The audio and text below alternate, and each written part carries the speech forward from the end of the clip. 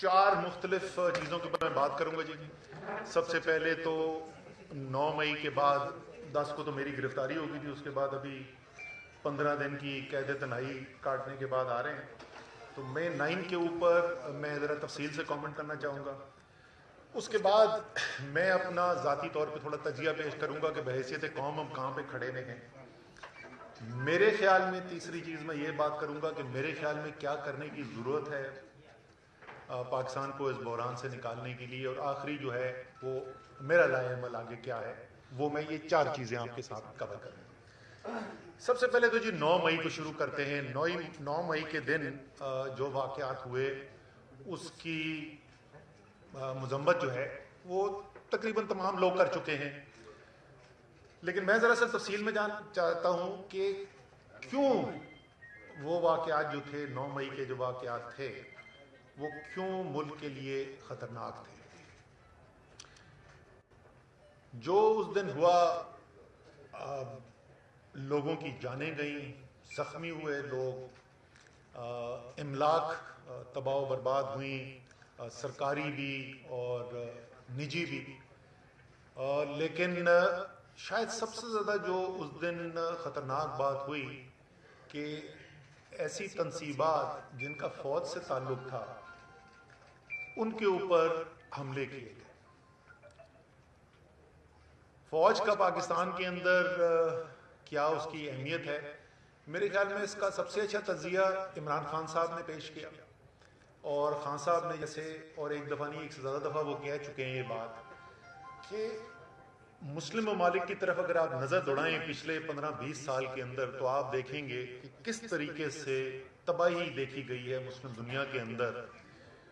اور خان صاحب نے ایک سے زیادہ دفعہ کہا ہے کہ اگر وہ نہ پاکستان میں ایک ڈسپلنڈ اور طاقتور فوج ہوتی تو شاید ہمیں بھی ویسے ہی حالات دیکھنے کو ملتے جیسے شام کے نظر آئے, جیسے عراق کے نظر آئے. اسی کے ساتھ ساتھ خان صاحب نے یہ بھی کہا کہ مجھ سے زیادہ پاکستان کو میرے فوج کی ضرورت ہے, بحیثیت وزیر اعظم کہا تھا یہی کنونشن سینٹر میں. تو ایک خاص فوج کی اہمیت ہے پاکستان کے اندر, اور ظاہر ہے فوج کی طاقت جو ہے صرف اس کی بندوقوں سے نہیں ہوتی, فوج کی طاقت جو ہے وہ جب قوم پیچھے کھڑی ہوتی ہے تو فوج کی طاقت بنتی ہے. اور اس دن جو مناظر دیکھنے کو ملے وہ نہ صرف قابل مذمت ہے بٹ ایک بہت بڑا لمحہ فکریہ ہے پاکستان کے لیے کہ کیوں ایسی صورتحال پیدا ہوئی, اور ظاہر ہے اس سے جو پیغام گیا ملک کے باہر وہ بھی انتہائی تشویشناک پیغام ہے. تو پہلے بھی اس کی بات کی جا چکی ہے.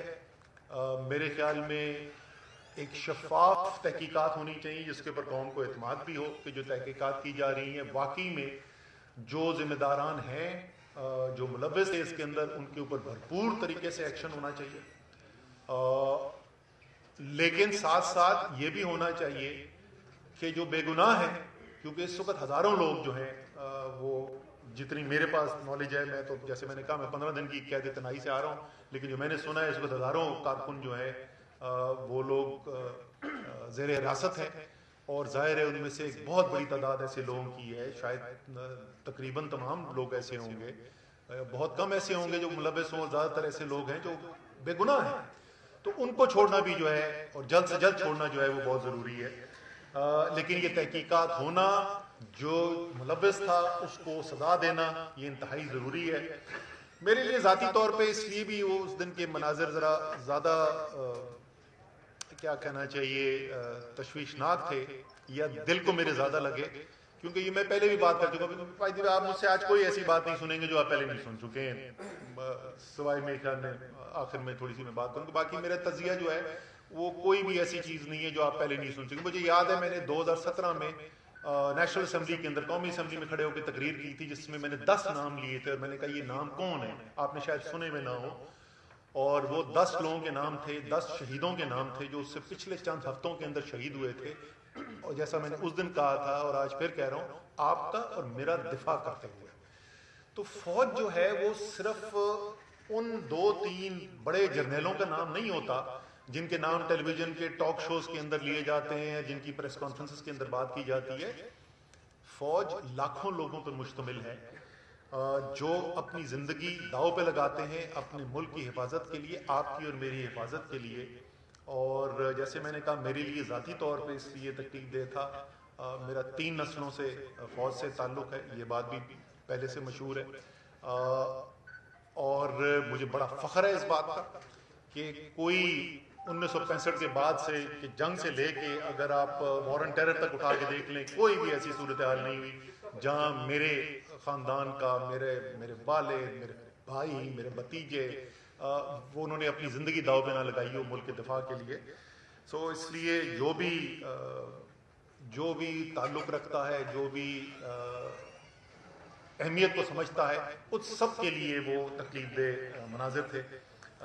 تو ایک تو یہ 9 مئی کے بارے میں یہ ضرور اپنے کہنا چاہتا تھا، اور میرے خیال میں تقریباً تمام قوم کے ساتھ جو ہے یہی اظہار خیال کیا گیا ہے، تو یہ کوئی بڑی یونیک بات میں نے نہیں کی ہے.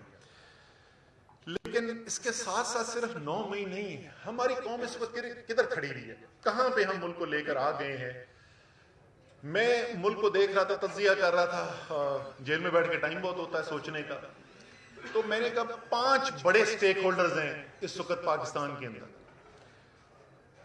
پاکستان کی عدلیہ، اعلیٰ عدلیہ میں تقسیم ہوا ہے، سارا پاکستان دیکھ رہا ہے کہ عدلیہ تقسیم، عدلیہ فیصلے کرتی ہے، عمل درآمد نہیں ہوتا.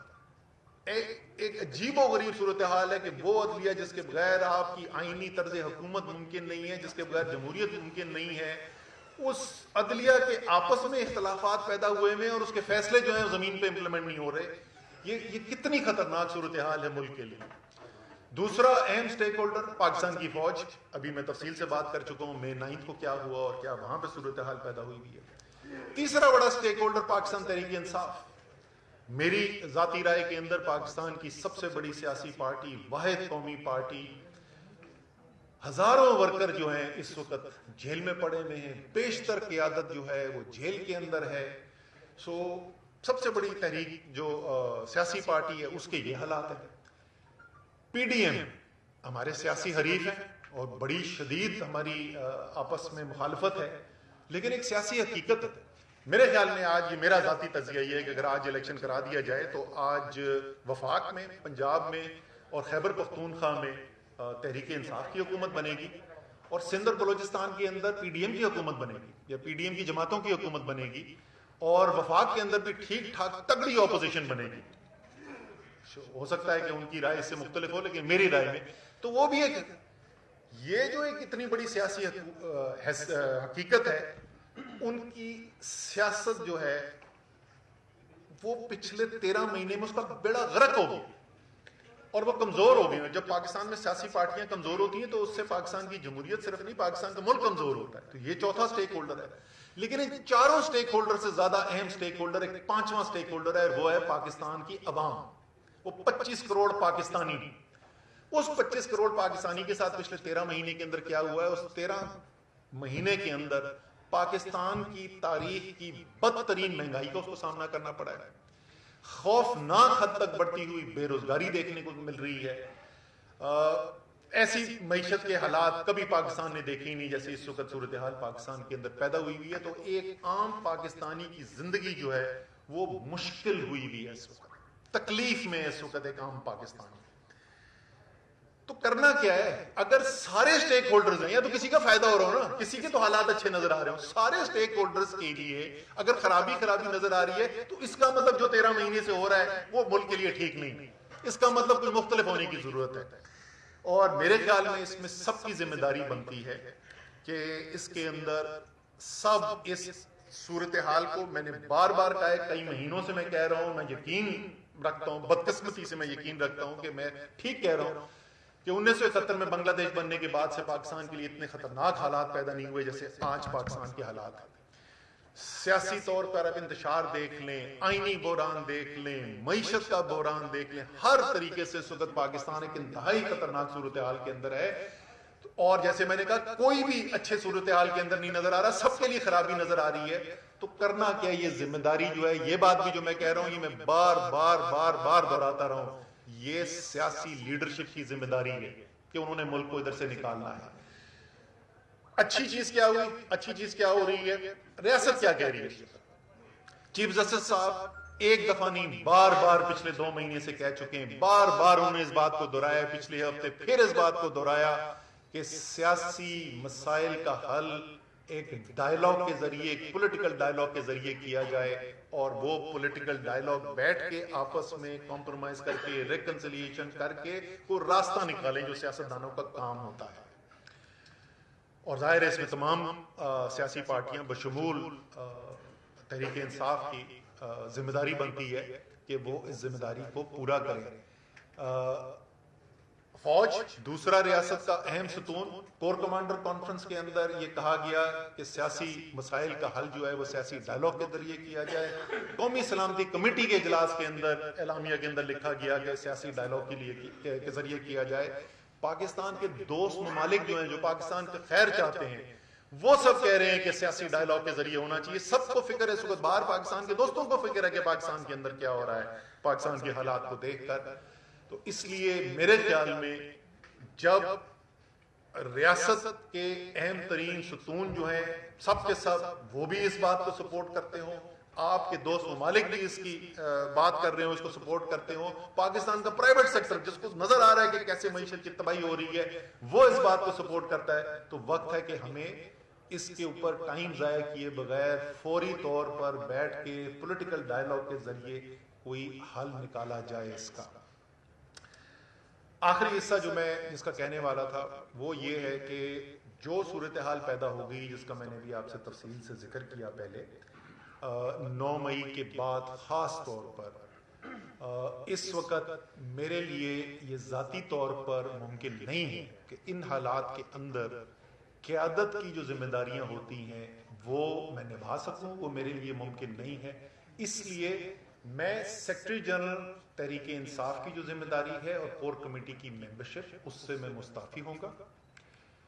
जो मेरे ख्यालात हैं, एक ये वजह भी है कि मैं खुलकर बात करना चाहता हूं कि क्या करने की जरूरत है। मेरे ख्याल में इस वक्त सबको हमें खुलकर बात करनी चाहिए, और जाहिर है कि जब आप एक अहम तरीन ओहदे के ऊपर बैठे हुए हैं तो फिर ये बनता नहीं है कि आप अपनी कोई इंफरादी राय जो है वो अलग से वो दें। तो इसलिए इन ओहदों से मैं मुस्ताफी हो रहा हूँ। बाकी 17 महीने गुजरे, मैं सेक्रेटरी जनरल की जिम्मेदारी मैंने निभाई है, जिसमें 13 महीने से ज़्यादा जो है वो शायद तहरीक इंसाफ का मुश्किल तरीन वक्त था, और मैं दिल से शुक्रिया अदा करना चाहता हूँ और खराज तहसीन पेश करना चाहता हूँ तहरीक इंसाफ के वर्कर्स को, लीडर्स को, टिकट होल्डर्स को। जिस तरीके से मैंने इनको मेहनत करते देखा है, जिस दिलेरी से, जिस हुब्बुल वतनी से मैंने इनको काम करते देखा है, मैं बहैसियत जो मेरी जिम्मेदारी थी सेक्रेटरी जनरल, मैं इन सबका, जैसे मैंने कहा, मैं दिल से शुक्रिया भी अदा करना चाहता हूँ और मैं खराज तहसीन भी पेश करना चाहता हूँ। मेरे ख्याल में ये वर्कर जो हैं, तहरीक इंसाफ के कारकुनान जो हैं, ये मुहब्बे वतन पाकिस्तानी जो हैं, ये पाकिस्तान का एक बहुत बड़ा असासा है। और एक दफ़ा फिर आखिर में मैं ये मुतालबा करूँगा कि इनमें से बहुत सारे इस वक्त बेगुनाह लोग जिन्होंने कोई गलत काम नहीं किया है, इस वक्त असीर हैं, और उनको फिलफौर उनकी रिहाई होनी चाहिए। वो पाकिस्तान तहरीक इंसाफ हकीकी का साथ दें, राव यासिर का साथ दें, और इंशाअल्लाह ताला हम पाकिस्तान को इस भंवर से निकालेंगे, और नौजवान मिलकर इंशाअल्लाह ताला इस बेरोज़गारी, इस महंगाई, इस इंतशार, इस दहशतगर्दी से अपने मुल्क को अपने इदारों के साथ मिलकर इंशाअल्लाह ताला अल्लाह के फजलो करम से, इंशाअल्लाह ताला अल्लाह के फजलो करम से हम अपने मुल्क को शादोबाद करेंगे और इंशाअल्लाह इसको तरक्की पजीर करेंगे, खुशहाल करेंगे। इंशाअल्लाह पाकिस्तान जिंदाबाद, पाक फौज जिंदाबाद। राव साहब ये फरमाएं कि ये आप वाला विजन लेकर ही इमरान खान साहब मार्केट में आए थे कि नौजवानों को लेके आएंगे, नई क़यादत आगे रहेगी, जब वो आगे आई तो पाकिस्तान का बेड़ा करता टूट गया, उन्होंने आपके हाथ में पकड़ा दिया, तो आप क्या करेंगे? पाकिस्तान, आप जो कह रहे हैं सर, पाकिस्तान के अंदर जो खान साहब विजन लेकर आए थे उसके ऊपर अगर आज अमल दरामद खान साहब करते तो पाकिस्तान तहरीक इंसाफ आज बहुत आगे होती। खान साहब ने वही इलेक्टिबल्स लिए, वही पुराने लोग लिए, वही चेहरे लिए, इसी वजह से आज पाकिस्तान तहरीक इंसाफ को लोग छोड़ छोड़ कर जा रहे हैं कि उसके अंदर से आज देखें कोई बंदा भी नहीं बचता। उसकी वजह यह है कि करप्शन ان کے اندر سے کرپشن. آپ دیکھیں بشرا بی بی نے کتنی کرپشن کی, جس پہ خان صاحب نے آنکھیں اپنی بند کر لی. اداروں کے بار بار بتانے کے باوجود خان صاحب نے کان نہ دھرے. یہ فرمائیں کہ آپ نے تحریک انصاف کے بارے میں کہا کہ اس نے ملک کا بیڑا غرق کر دیا, بڑا نقصان پہنچایا, نوجوانوں کو نقصان پہنچایا, تو آپ نے تحریک انصاف کا نام ہی چوز کیوں کیا؟ اگر آپ نے نئی پارٹی بنانی تھی تو آپ کسی اور نام سے پارٹی بناتے, تو اس کے پیچھے کیا عوامل ہے؟ اس کے پیچھے عوامل یہ ہے کہ میں پاکستان تحریک انصاف کا جو موٹیو تھا, جس کے اوپر عمل درآمد نہیں ہوا, میں پاکستان تحریک انصاف حقیقی لے کر آیا ہوں, جس کے اندر جو خان صاحب نے ایک سبز باغ دکھایا تھا کہ میں نوجوانوں کو آگے لاؤں گا, میں یوتھ کو آگے لاؤں گا, میں نوجوانوں کا پاکستان بناؤں گا. انشاءاللہ ہم اس نوجوانوں کی جو